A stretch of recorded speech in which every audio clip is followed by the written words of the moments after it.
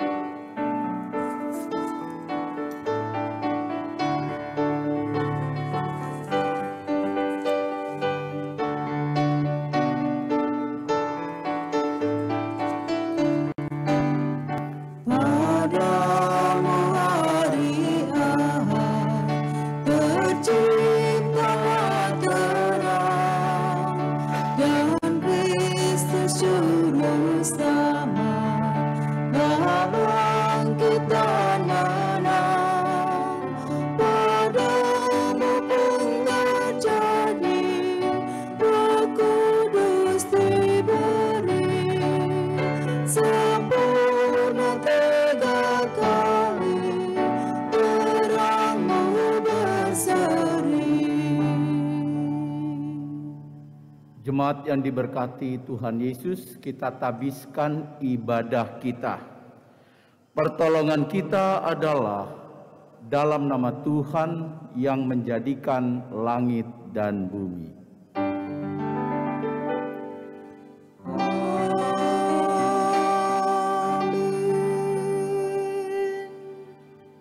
Nas pembimbing kita, Amsal 3 ayat 5.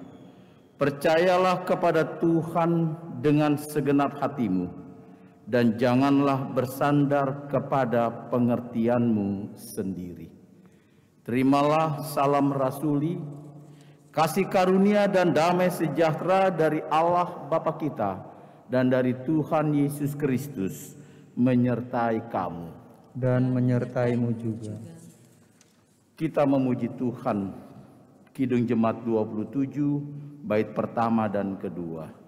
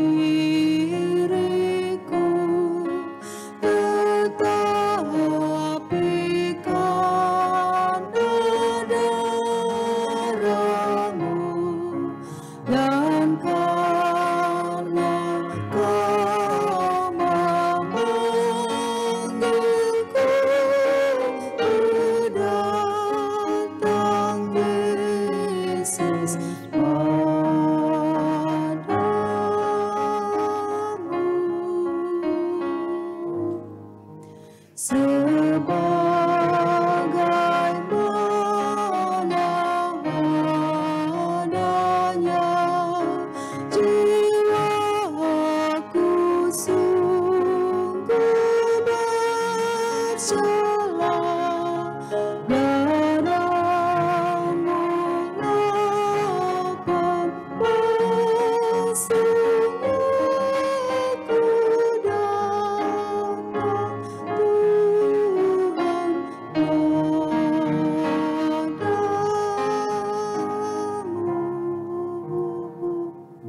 dipersilahkan duduk. Doa hari ini. Jemaat, marilah kita berdoa kepada Allah. Ya Bapa Maha Kuasa, kami bersyukur atas pertolongan dan berkat-Mu yang kami terima dalam kehidupan kami selama sepekan yang lalu. Memulai kehidupan kami di pekan yang baru ini, kami datang untuk beribadah, bersujud sembah, dan memuji nama Tuhan. Layakkan kami dan berkenanlah atas ibadah, sembah sujud dan pujian yang kami panjatkan kepadamu. Kami pun sadar dan mengakui segala dosa dan kejahatan kami, baik yang tampak dalam sikap dan laku kami, maupun yang tersembunyi di dalam pikiran dan hati kami. Berilah kami pengampunan dan damai sejahtera ya Bapa, serta baruilah hidup kami oleh Roh Kudus-Mu. Sebab hanya oleh rahmat-Mu ya Bapa dan dengan memandang kepada Yesus Kristus, kami bersyukur atas kasih setia dan pengampunan-Mu yang nyata dalam hidup kami sampai hari ini. Ajarlah kami untuk mengikuti teladan kasih-Mu serta melakukan firman dan kehendak-Mu sebagai saksi-saksi yang setia di sepanjang hidup kami, sehingga melalui kami banyak orang yang akan memuji dan memuliakan nama-Mu. Dalam nama Tuhan Yesus kami berdoa. Amin. Kidung Jemaat 40 kita nyanyikan bait yang pertama dan kedua, Ajaib Benar Anugerah.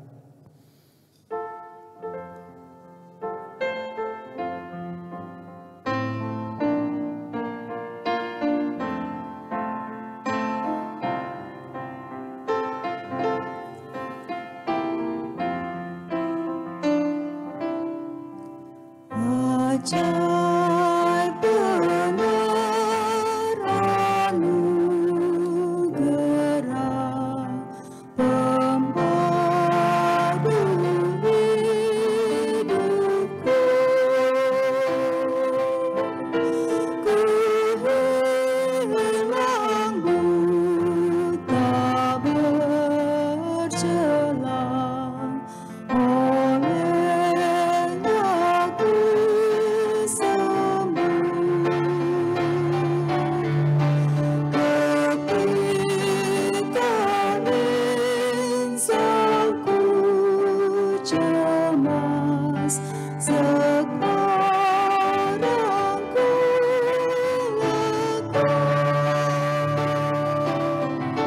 Syukur bebanku telah lepas, berkat anugerah.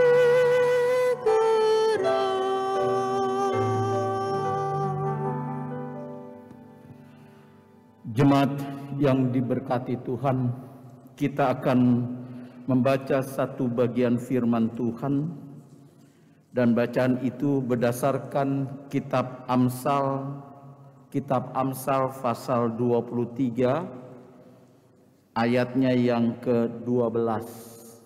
Amsal 23 ayat 12. Mari kita berdoa sebelum kita membaca dan merenungkan firman Tuhan.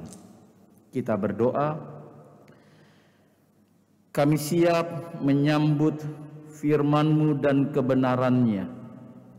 Ya Roh Kudus, tolonglah kami semua dapat memahami kebenaran dari firman-Mu, supaya ketika kami pulang dari rumah-Mu ini, kami tidak sama ketika kami datang, sebab kami membawa berita sukacita damai sejahtera, yaitu firman-Mu. Bersabdalah ya Tuhan, kami siap untuk menyambut firman-Mu. Amin. Jemaat Tuhan, marilah kita semua berdiri sebagai tanda kesediaan kita untuk mau mendengar pembacaan firman Tuhan melalui kitab suci. Haleluya.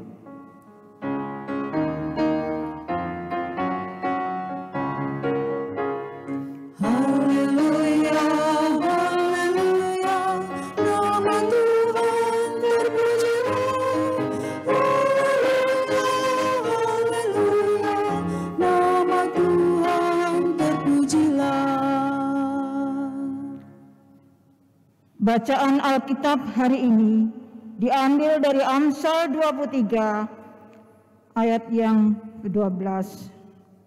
Amsal pasal 23 ayat 12 yang menyatakan, arahkanlah perhatianmu kepada didikan dan telingamu kepada kata-kata pengetahuan.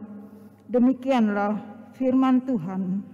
Hendaklah firman-Nya diam dengan segala kekayaannya di antara kamu, dan ucaplah syukur kepada Allah.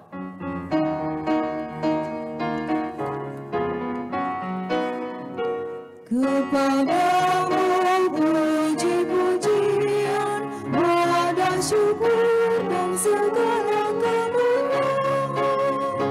Ya Bapa, Putra, Roh Kudus, sampai kekal abadi.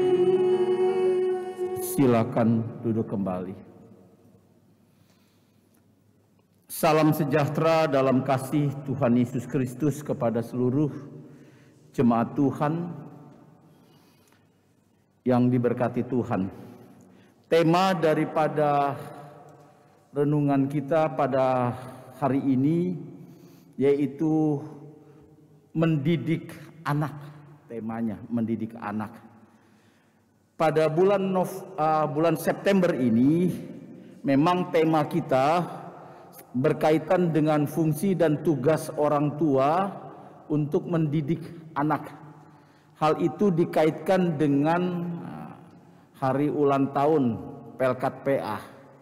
Jadi memang Bapak Ibu dan Saudaraku, selama 1 bulan ini temanya baik dalam ibadah minggu dan ibadah keluarga semua bicara tentang pembinaan dan pendidikan kepada anak. Berbicara tentang mendidik anak, ya, mendidik anak, ini tentu yang pertama-tama menjadi tugas orang tua. Jadi pertama-tama tugas mendidik anak itu ada pada orang tua. Nah, sebagai orang tua, sekalipun kita juga punya tanggung jawab untuk mencari nafkah, tetapi itu semua tidak boleh menjadi alasan untuk kita tidak melakukan fungsi kita, tugas kita, yaitu mendidik anak-anak yang Tuhan titipkan dan percayakan kepada kita. Nah, Bapak Ibu, bicara tentang mendidik anak secara alkitabiah, ya, ada 2 pola. Yang pertama, kalau kita melihat dalam kitab Mazmur pasal 78, ya, Mazmur pasal 78 ayat 2 sampai 6, di situ dijelaskan bahwa pendidikan anak, pola yang pertama adalah dengan menceritakan nilai-nilai iman kepada anak-anak, dari orang tua kepada anak. Orang tua yang mengetahui sejarah suci, ya, sejarah suci daripada imannya, lalu pengalaman-pengalaman iman yang dia miliki, lalu dia ceritakan kepada anak-anaknya. Nah, tentu dalam hal ini orang tua menyampaikan dalam bahasa lisan, memberi nasihat. Nah, ini pola yang pertama. Itu diceritakan dari generasi ke generasi. Tujuannya apa? Tujuannya supaya pemberitaan tentang firman Tuhan itu tetap berlanjut. karya-karya besar Allah yang sudah Allah kerjakan dan akan terus Allah kerjakan, ya, diingat, diketahui oleh anak-anak dari generasi ke generasi. Nah, itu cara pertama, yaitu pengajaran pendidikan pada anak dengan cara lisan, diceritakan. Yang kedua, itu ada dalam kitab Ulangan pasal 6, Ulangan pasal 6 ayat 4 sampai 9. Ulangan pasal 6 ayat 9 menceritakan pengajaran tentang iman harus dipraktekkan, harus dicontohkan kepada anak-anak. Di situ kan dikatakan, ajarkanlah berulang-ulang ketika engkau makan, ketika engkau minum, ketika engkau bekerja, ketika engkau berpergian. Jadi di sini jelas bahwa pengajaran tentang iman bukan hanya disampaikan secara lisan, diceritakan secara lisan dengan kata-kata, tetapi pengajaran, pembinaan iman, pendidikan iman juga melalui cara dipraktekkan. Siapa yang mempraktekkan? Tentu orang tuanya. Nah, disinilah kemudian anak-anak akan belajar dari apa yang dia lihat sehari-hari dari praktek orang tuanya, dan dia akan meneruskan. Nah, jadi Bapak, Ibu, dan saudaraku, kesimpulannya, ya, kalau kita kembali kepada Alkitab kita, ada dua cara pendidikan iman. Pertama diceritakan, ya, kedua dipraktekkan. Diceritakan oleh orang tua dan dipraktekkan juga oleh orang tua. Nah, Bapak, Ibu, dan saudaraku yang dikasih Tuhan, sekarang kan kadang-kadang kita temukan ada sebuah keluhan dari orang tua. Orang tua bilang begini, aduh Pak Pendeta, sekarang ini susah kalau kita menceritakan kepada anak-anak kita atau memberi nasihat dengan kata-kata kepada anak kita. Anak zaman sekarang itu sudah susah Pak Pendeta dinasehati. Kita ngomong satu kali, dia ngomong dua kali.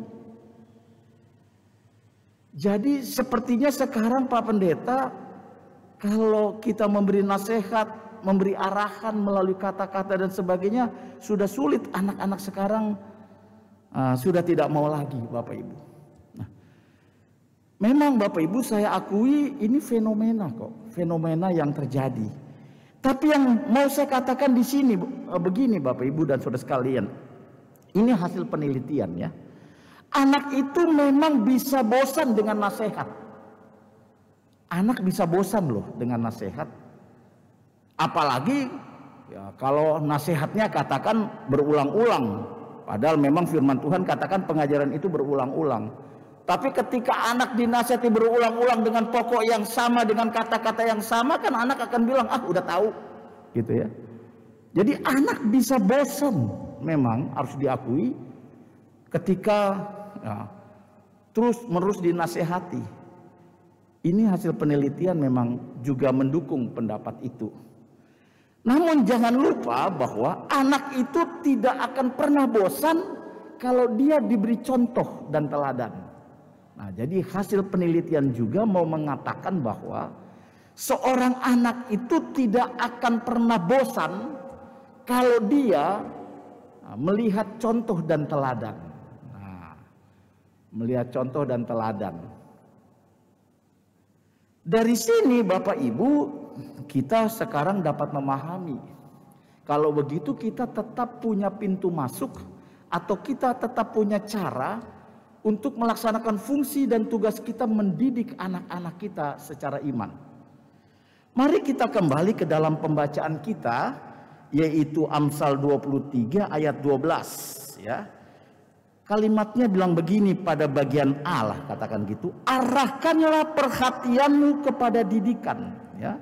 Arahkanlah perhatianmu kepada didikan. Bagian B, dan telingamu kepada kata-kata pengetahuan. Nah, saya mulai dari yang A dulu Bapak Ibu. Di situ katakanlah anak diminta mengarahkan perhatiannya kepada didikan. Kata perhatian sebenarnya menunjuk pada fungsi mata.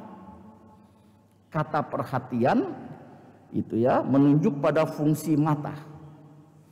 Kalau saya mengajar di pelayanan anak Bapak Ibu ya, sebagai pelayan anak di anak TK, saya bilang begini, hei anak-anak, dengarkan ya kakak layan ya.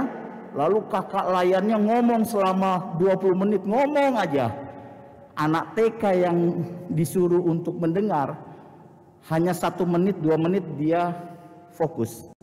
Lebih daripada itu dia mulai lihat kanan, dia mulai lihat kiri, kan begitu. Itu pasti. Tapi sebagai kakak layan, kalau saya mengajar dengan visual, memakai alat peraga, baik boneka, baik gambar, ya, dilihat oleh anak, maka tingkat konsentrasinya lebih panjang. Dia memperhatikan, dia lihat gambarnya lucu, lalu gambarnya bergerak gitu ya. Oh, dia senang, dia bisa sampai 20 dan 30 menit. Jadi ketika kita memahami kata perhatian dalam fungsi mata, maka ya seorang anak akan lebih mudah untuk menerima. Jadi kalau dikatakan arahkanlah perhatianmu kepada didikan, berarti ayat ini mau mengatakan pembinaan yang dilakukan oleh orang tua, pendidikan oleh orang tua sebaiknya pertama-tama melalui perilaku, melalui keteladanan. Minggu lalu saya juga sedikit menyinggung hal ini kan Bapak Ibu, bahwa ketika anak-anak zaman sekarang sudah tidak peduli nasihat orang tuanya, sebenarnya ada faktor lain penyebabnya, karena anak tidak melihat atau tidak merasakan wibawa orang tua. Kenapa wibawa itu tidak didapat oleh anak? Karena anak tidak menemukan apa yang dikatakan itu berbeda dengan apa yang diperbuat oleh orang tua. Jadi kalau ayat 12 katakan arahkanlah perhatianmu pada didikan, maka orang tua harus menjadi contoh, orang tua harus menjadi teladan sehingga anak memperhatikan. Tadi saya katakan, yang tidak membuat anak bosan itu adalah contoh dan teladan. Tapi kalau hanya omong saja, anak bisa bosan mendengarkan nasihat. Nah, jadi Bapak Ibu, kalau dikatakan arahkanlah perhatian pada didikan, anak kita akan mengarahkan perhatian pada didikan orang tuanya kalau kita sudah dapat menjadi contoh. Nah, seperti tadi kitab Ulangan pasal 6, kita bisa menjadikan aktivitas keseharian di rumah gitu, karena rumah itu kan sekolah kehidupan pertama bagi anak-anak. Sekolah itu rumah kehidupan pertama, Bapak Ibu. Nah, disitulah orang tua dapat memberi contoh kehidupan sehari-hari yang sesuai dengan firman Tuhan. Nah, ketika anak melihat contoh, dengan sendirinya anak akan menyerapnya dengan baik. Sebab satu perbuatan baik sudah lebih daripada 1000 kata-kata nasihat orang tua. Satu saja perbuatan baik yang dilihat anak itu akan tersimpan lebih baik daripada 1000 kata-kata orang tuanya. Nah, perbuatan baik itulah yang akan membuat anak mampu mengarahkan perhatian kepada didikan. Nah, persoalan kita memang Bapak Ibu harus kita akui, menjadi teladan ini kan tidak mudah. Karena menjadi teladan itu harus dimulai dari diri kita sendiri, bukan dari orang lain. Diri kita sendiri. Kedua, pada bagian B, dan telingamu kepada kata-kata pengetahuan. Pengetahuan ini diterjemahkan dengan kebenaran.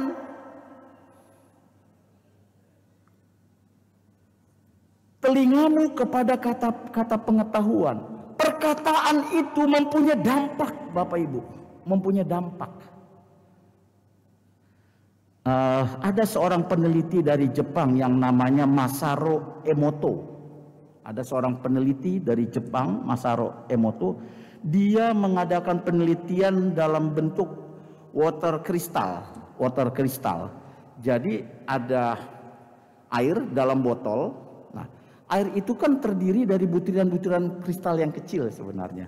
Jadi kalau kita tumbang air akan kelihatan ya kristal-kristal, tapi lama-lama hilang. Tapi prinsip kimianya bahwa air itu terdiri dari kristal-kristal kecil. Nah, lalu apa yang dilakukan oleh Masaru Emoto ini, profesor Jepang ini? Botol itu kemudian dibungkus dengan sebuah kertas, Bapak Ibu, dibungkus dengan sebuah kertas. Nah, kertasnya ini bukan kertas polos, Bapak Ibu. Kertas ini ditulis atau dituliskan di atas kertas itu kata-kata yang baik. Kata-kata yang baik. Kata-kata yang menyenangkan, kata-kata yang membangun, kata-kata yang memberi semangat. Gitu ya. Jadi kata-kata yang positif, gitu ya. Lalu kertas itu dibungkus di dalam botol. Nah, lalu kemudian setelah dibungkus berapa lama, nah, diambil botol itu dan diteliti. Ternyata hasilnya, Bapak Ibu, kristal-kristal yang dalam air itu kelihatan sangat bagus. Kelihatan sangat bagus. Gitu ya. Jadi kelihatan hasilnya lebih bagus dari sebelumnya. Nah, begitu juga sebaliknya. Hasil penelitian Masaru Emoto itu, botol itu dibungkus dengan kertas yang tulisannya kata-kata kotor, kata-kata yang menjatuhkan, kata-kata yang mengejek, kata-kata yang tidak enak didengar. Dibungkus di botol itu, lalu sekian lama diteliti, ternyata kristalnya buruk rupanya, bentuknya. Gitu. Nah, kok bisa begitu ya? Air itu kan benda mati, tidak punya nyawa. Tapi kenapa dia bisa bereaksi dengan kata-kata yang ditulis di kertas dengan kata-kata bagus, air dalam kristal bagus, kata-kata yang kotor atau jelek dalam kertas ditempelkan, airnya menjadi buruk. Ternyata Bapak Ibu, bahwa kata-kata yang baik dan buruk itu menurut penelitian punya yang namanya vibrasi. Kalau kita nyanyi orang bilang ada vibranya. Apa tuh vibra artinya? Getarannya. Rupanya kata-kata atau kalimat yang baik itu punya getaran.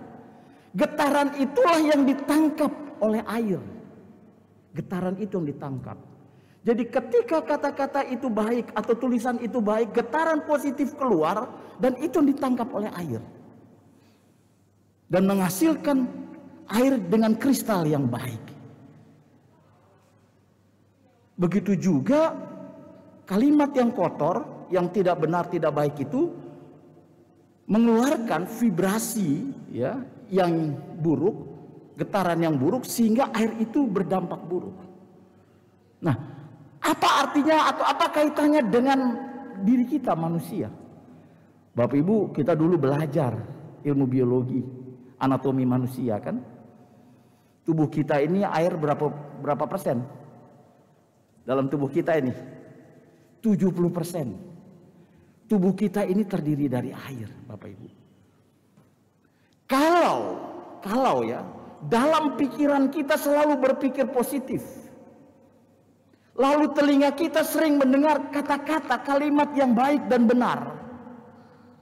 Itu berdampak Bapak Ibu, berdampak pada diri kita. Diri kita akan lebih baik, lebih sehat, lebih kuat.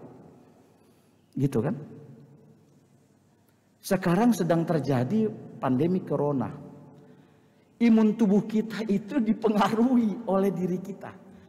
Ketika kita membaca berita, oh yang mati hari ini karena COVID 1000, kita langsung deg-degan, kita takut, kita cemas, khawatir, langsung drop kesehatan kita. Kok bisa? Karena pesan buruk itu masuk. Dan akhirnya penyakit lebih kuat daripada imun kita. Ya, ini kan terbukti. Makanya salah satu cara penyembuhan yang ada di Surabaya yang katanya sembuh sampai 1000, mereka dibuat senang kan? Dibuat gembira Bapak Ibu. Jadi pendengaran, pengajaran yang baik. Ketika anak mendengar pengajaran yang baik, ketika anak melihat pengajaran yang baik, itu berdampak positif bagi anak. Bahkan diri kita juga sebagai orang dewasa. Kalau kita lebih senang mendengar berita yang baik, kita tidak mau dengar gosip atau omongan-omongan tidak benar, kita menjadi sehat kok. menjadi baik kepribadian kita. Ini hasil penelitian Bapak Ibu.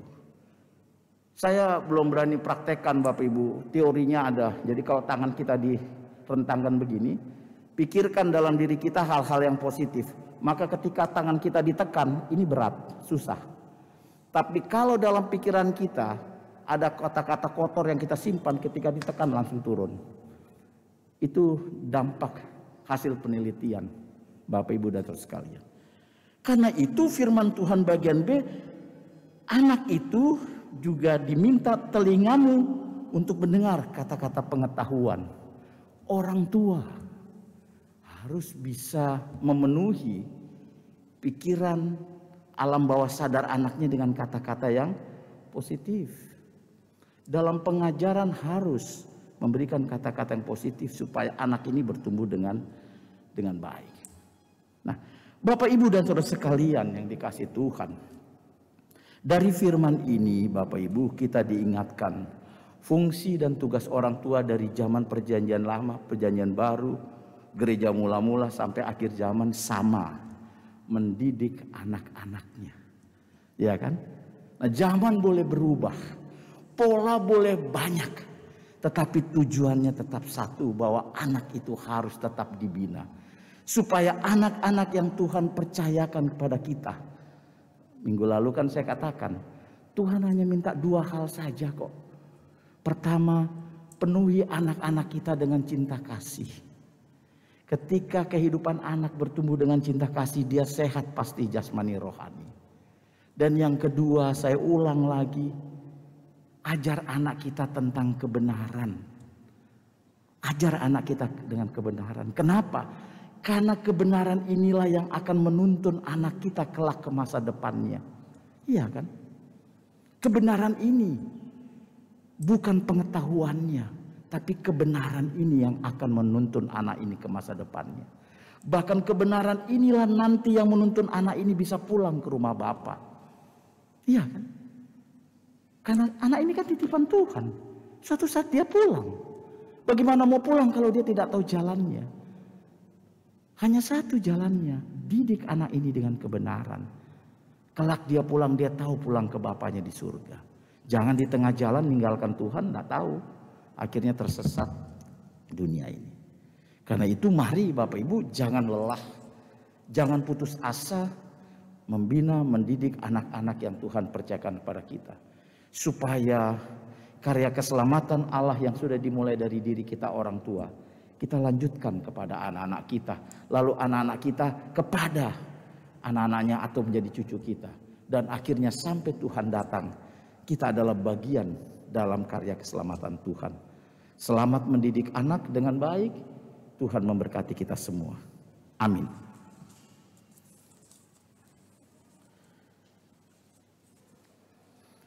Kita aminkan firman Tuhan. Kita bakti 52 baitnya yang kedua.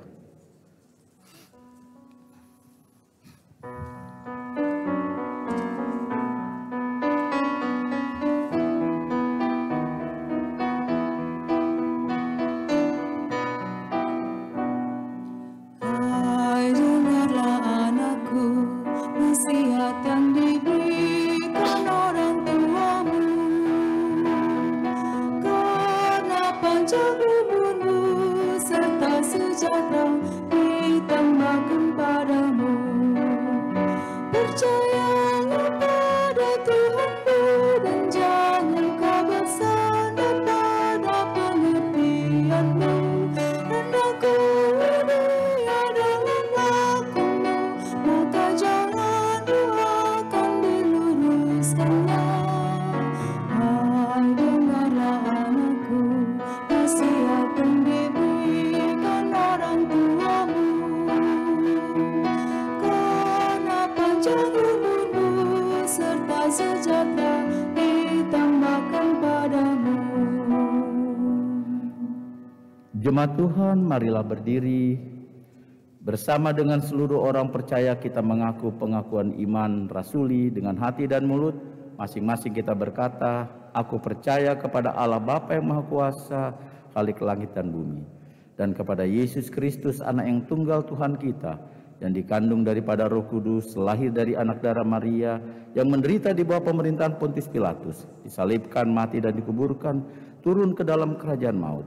Pada hari yang ketiga bangkit pula dari antara orang mati, naik ke surga, duduk di sebelah kanan Allah Bapa yang Maha Kuasa, dan akan datang dari sana untuk menghakimi orang yang hidup dan yang mati. Aku percaya kepada Roh Kudus, gereja yang kudus dan am, persekutuan orang kudus, pengampunan dosa, kebangkitan daging dan hidup yang kekal. Silakan duduk. Mari kita berdoa. Terima kasih untuk firman-Mu, kiranya kami mampu untuk memeliharanya.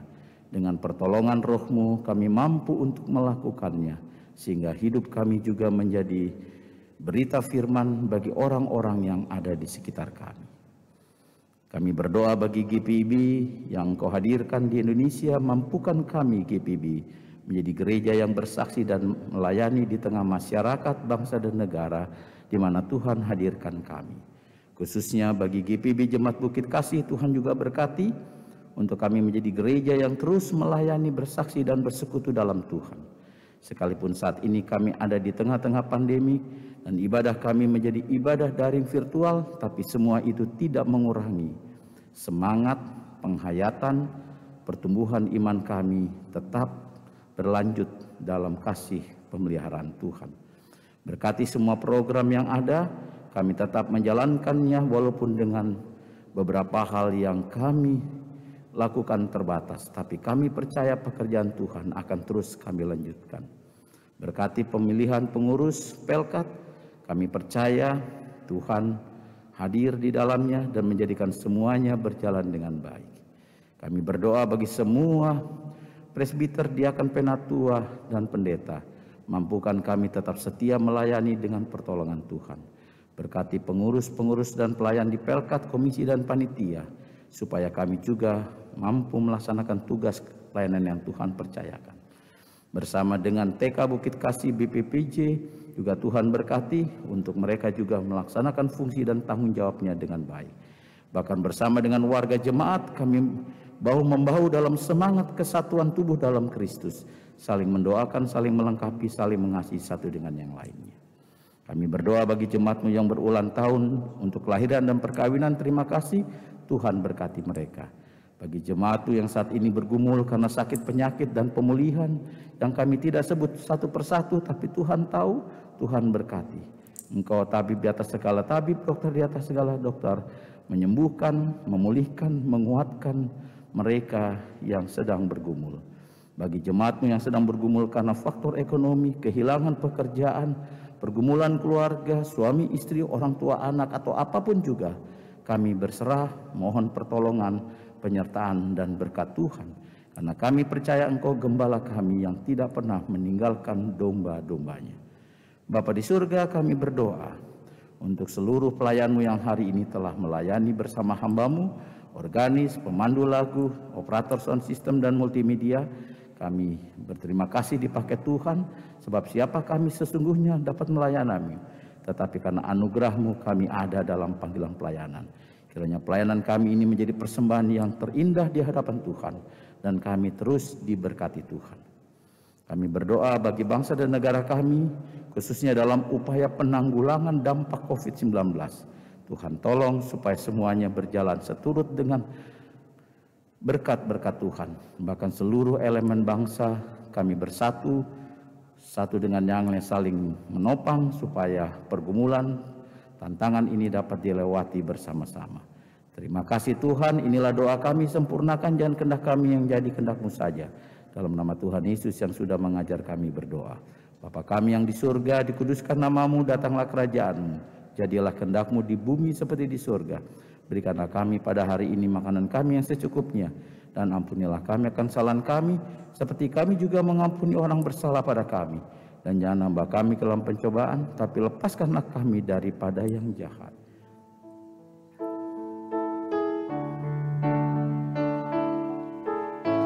Karena Engkaulah yang mempunyai kerajaan dan kuasa dan kemuliaan sampai selama-lamanya.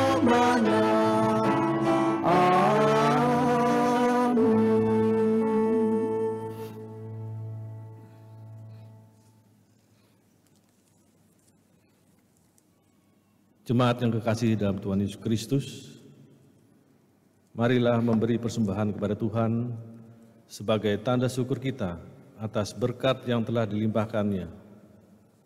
Firman Tuhan dalam Amsal pasal 11 ayat 24 hingga 25a yang menyatakan, ada yang menyebar harta tetapi bertambah kaya, ada yang menghemat secara luar biasa, namun selalu berkekurangan. Siapa banyak memberi, diberikan kelimpahan. Tuhan memberkati saudara dan persembahan saudara.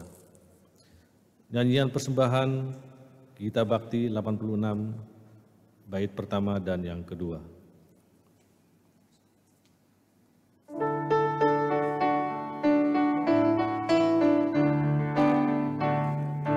Aku bersyukur Allah sumber hidupku, Dia memberi rahmat-Nya kepadaku. Puji dan syukur tunaikan kepadanya, yang Maha Kudus di surga terpujilah. Dia sumber hidupku, baginya syukur dan pujian samanya.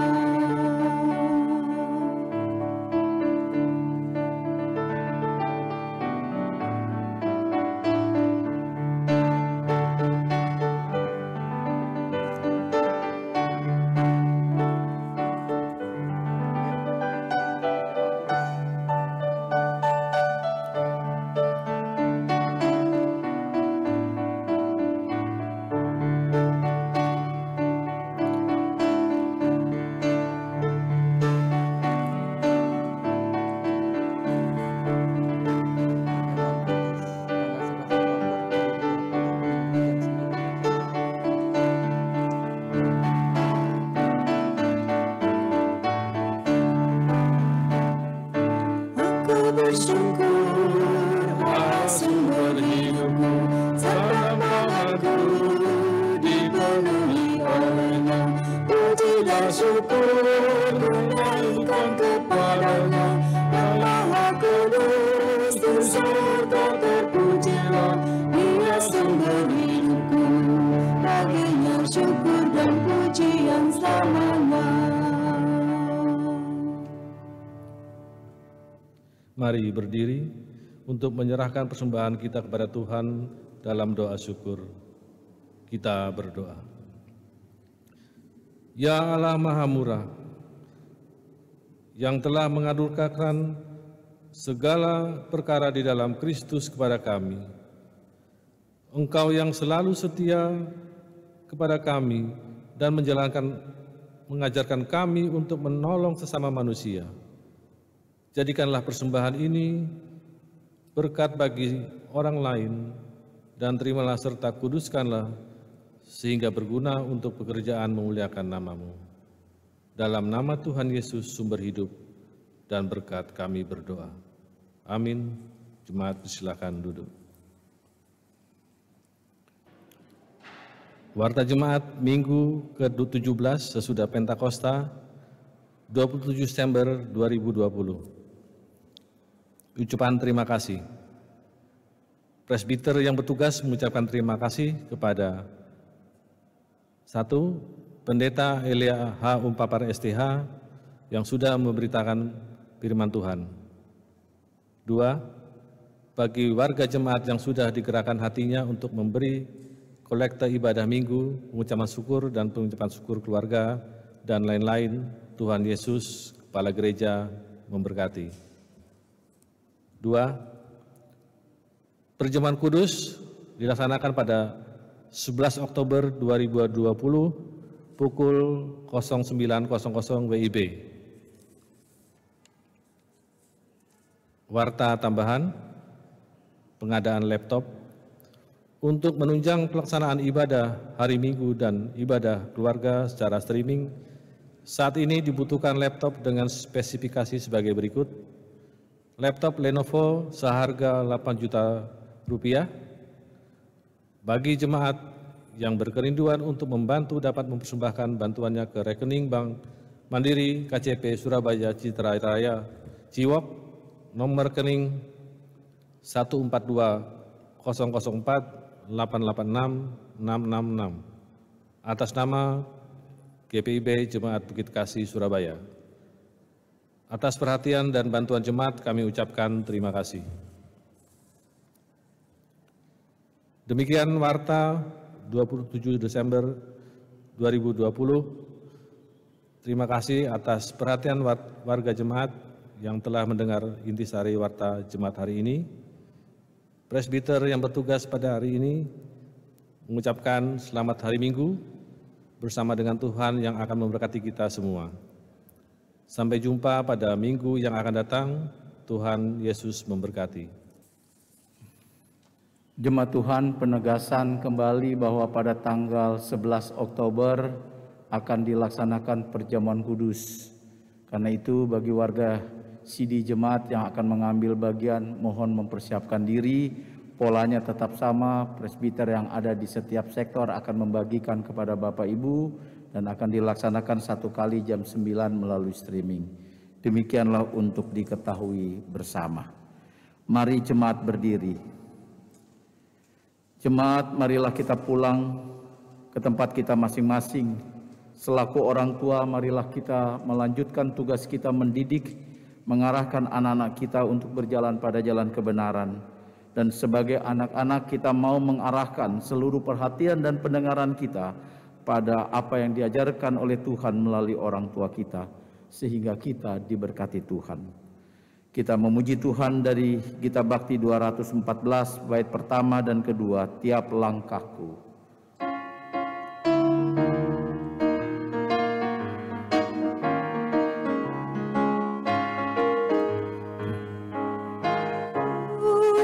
Diatur oleh Tuhan dan tangan kasih-Nya memimpinku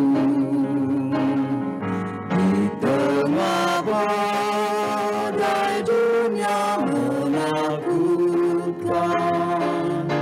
Hatiku tegak tenang teduh, tiap langkahku ku Tuhan yang pimpin ke tempat tinggi ku diantarnya,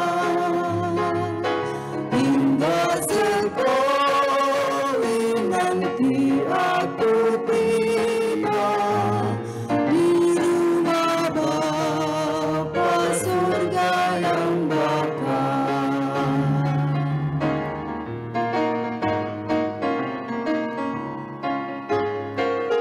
Di waktu imanku mulai goyah dan bila jalanku hampir sesat, ku pandang Tuhanku penebus dosa, ku teguh sebab Dia dekat. Tiap langkahku ku Tuhan yang pimpin ke tempat tinggi ku diantarnya, hingga sekali nanti aku tiba di rumah Bapa surga yang bakal. Arahkan hati dan pikiranmu pada Tuhan dan terimalah berkat Tuhan. Tuhan memberkati engkau dan melindungi engkau.